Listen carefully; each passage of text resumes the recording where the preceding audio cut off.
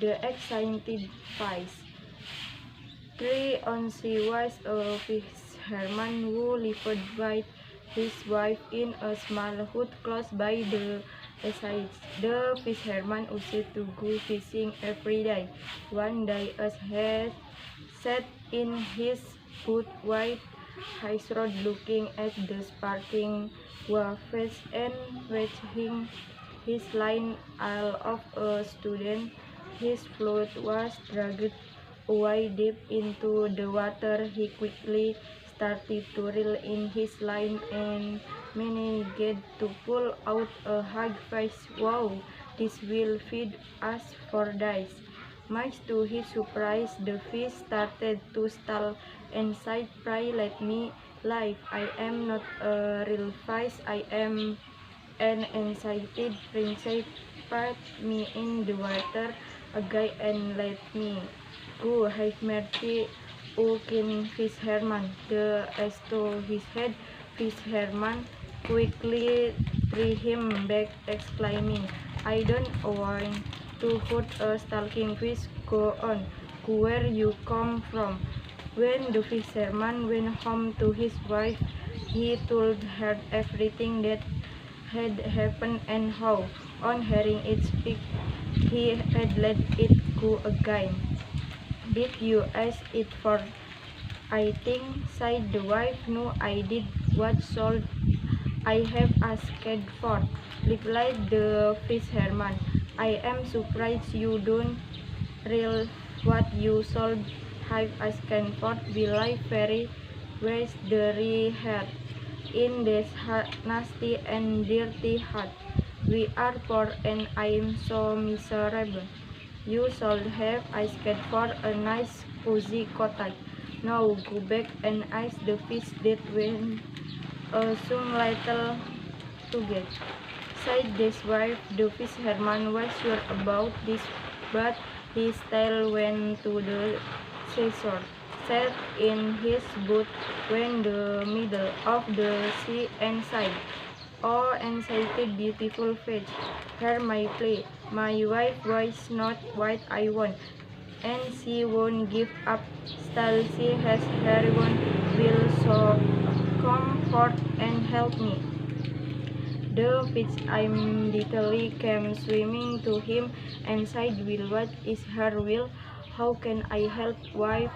"Ah," said the fisherman, "she said that when I had con you, I could to have asked you for something before I let you go. She does not like living in our little hut and with a so little content." "Go home then," said the fish. "She and our lady in the content." So that fisherman went home and saw his wife standing at the door of a nice trim little cottage. Come on in, look at the beautiful cottage. We have everything went fine for a life." And the one day the fisherman wife said, "Husband, there is not enough room for us in this cottage. Go back to the fish and tell him to make me an emperor's wife." Said the fisherman, "I don't to go to him again. Perhaps he will be angry. We ought to be happy with what the fish has given us and not be greedy, nonsense," said the wife. "The fish will do it very willing.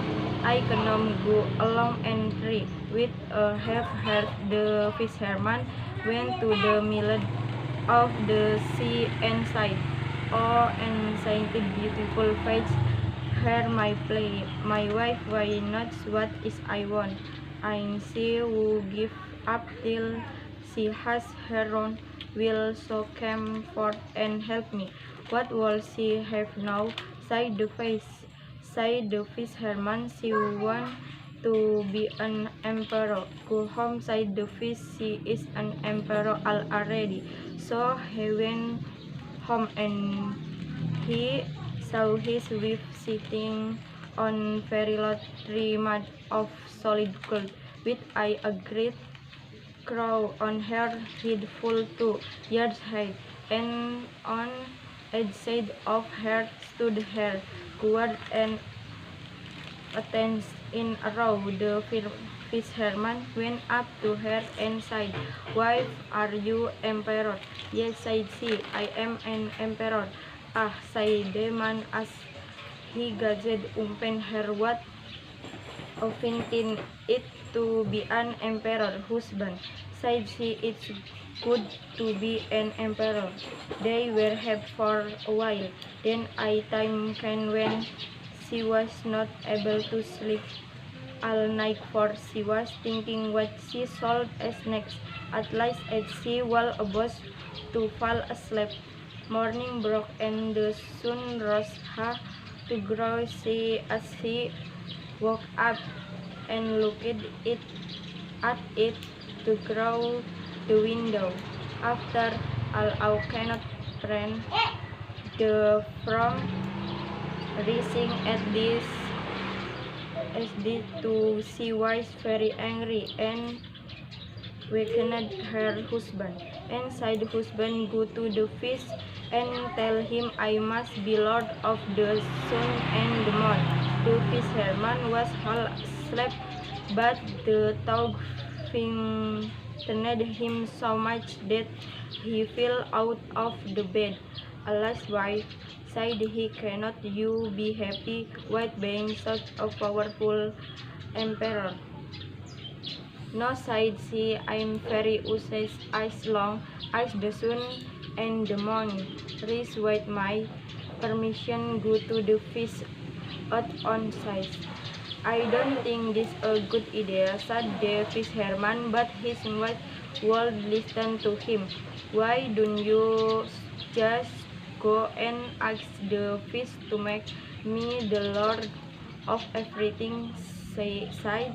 Then the man went shivering with fear as he was going down to the shore. A dreadful storm arose. The trees and the very rocks shook, and the sky became black white starry clouds. Three were great black masses swelling up like mountains with crown of white foam upon their head. Unfortunately, the fisherman did not have any choice, so he got onto his boat and rowed to the middle of the and cried out as close as he could, "Oh, enchanted beautiful place! Here my wife, why not what I want, and she won't give up. She has her own will, so come forth and help me." "What does she want now?"